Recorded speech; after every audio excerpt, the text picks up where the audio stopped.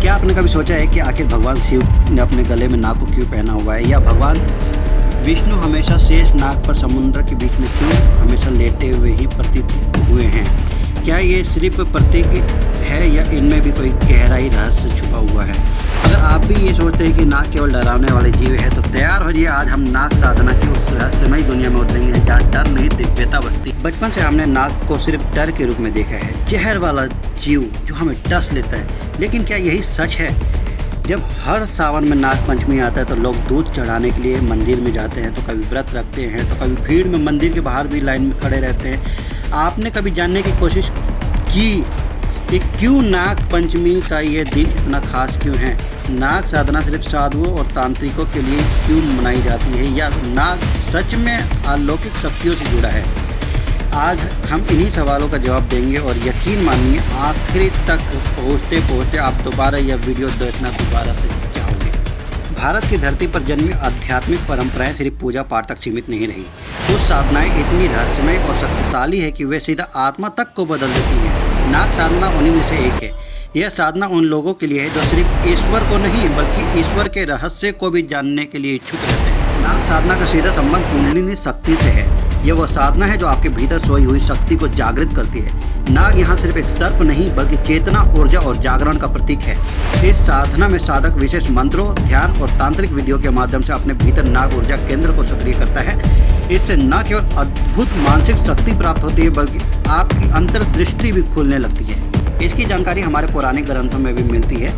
भारत के अनेक ग्रंथों में नागों का वर्णन मिलता है। महाभारत में आश्वसेन नाम के नाग का उल्लेख है जिसमें अर्जुन के तीर को बल दिया था। वहीं गरुड़ पुराण में नागलोक का वर्णन है जहाँ पर बताया गया कि शेष नाग, वासुकी, तक्षक जैसे नाग रहते हैं। वहीं स्कंद पुराण, यहाँ नागों की पूजा विधि व तांत्रिक साधनाओं का उल्लेख मिलता है।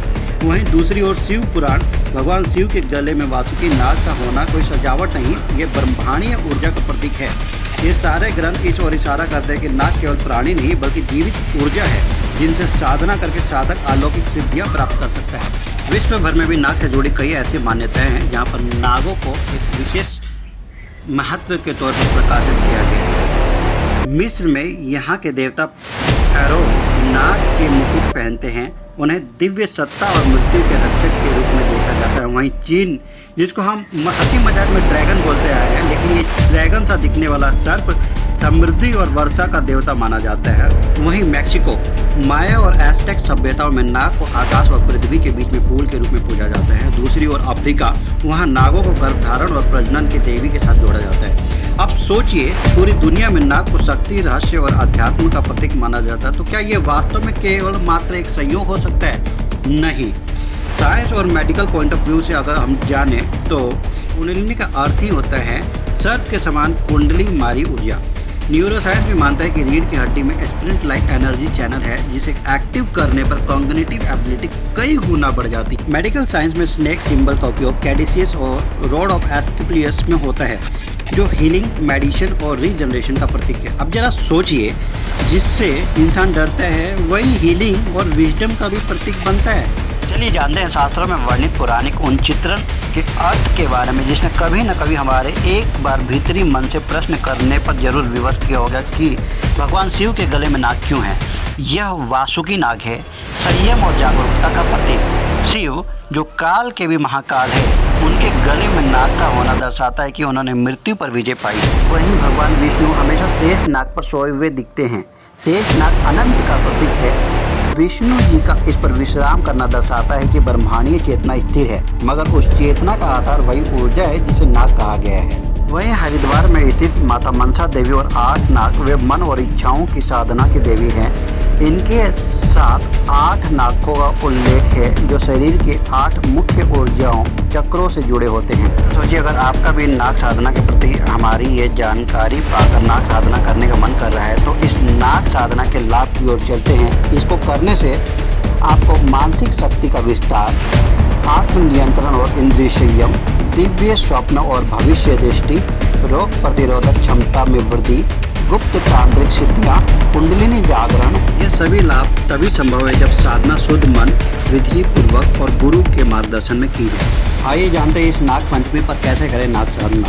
नाग साधना कोई पुरानी दक्यानुसी मान्यता नहीं, ये आज के युग में उतनी ही प्रभावशाली और शक्तिशाली है। जब पूरी दुनिया स्नेक एनर्जी को हीलिंग्स और कॉन्शियसनेस अवेकनिंग से जोड़ रही है, तो हमें अपने मूल ज्ञान को अपनाने से पीछे नहीं हटना चाहिए। नाग साधना के लिए सर्वप्रथम स्नान करके पीले या सफ़ेद वस्त्र धारण करें, फिर शिवलिंग या नाग मूर्ति के समक्ष दीपक जलाएं, फिर नाग गायत्री मंत्र का उच्चारण करें। ओम नागेंद्राय विद्महे विषमदष्ट्राय धीमहि तन्नो सर्प प्रचोदयात्। फिर उसके बाद चावल या कच्चा दूध और दूर्व अर्पित करें। ध्यान करते हुए कल्पना करें कि आपकी रीढ़ में सोया हुआ नाग जाग रहा है। वैसे अगर मैं आपको इस पर प्रो टिप्स दूं तो आप नाग पंचमी से 7 दिन पहले से भी शुरू कर सकते हो, ताकि पंचमी पर शक्ति अपने चरम तक पहुंच सके और ऊर्जा जागरण में आपको मदद कर सके, जिससे कि आपकी एनर्जी और हायर फ्रीक्वेंसी दोनों एक साथ वाइब हाई फ्रीक्वेंसी पर हो सके। जब आप जान चुके हैं नाग साधना की पूरी शक्ति और रहस्य, तो क्या अब आप तैयार हैं इस नाग पंचमी पर एक कदम आध्यात्मिक ऊंचाई की ओर बढ़ने के लिए? इस पोस्ट को अपने दोस्तों के साथ जरूर शेयर करें, खासकर उन लोगों के साथ जो ध्यान, अध्यात्म और साधना में जुड़े हुए हैं। और कमेंट में ज़रूर बताएं आपको यह वीडियो कैसा लगा। क्या आपने कभी नाग पंचमी में कोई विशेष अनुभव किया? अपने अनुभव को भी ज़रूर हमें शेयर करें, ताकि अन्य लोग भी इन अनुभवों को पढ़ सकें।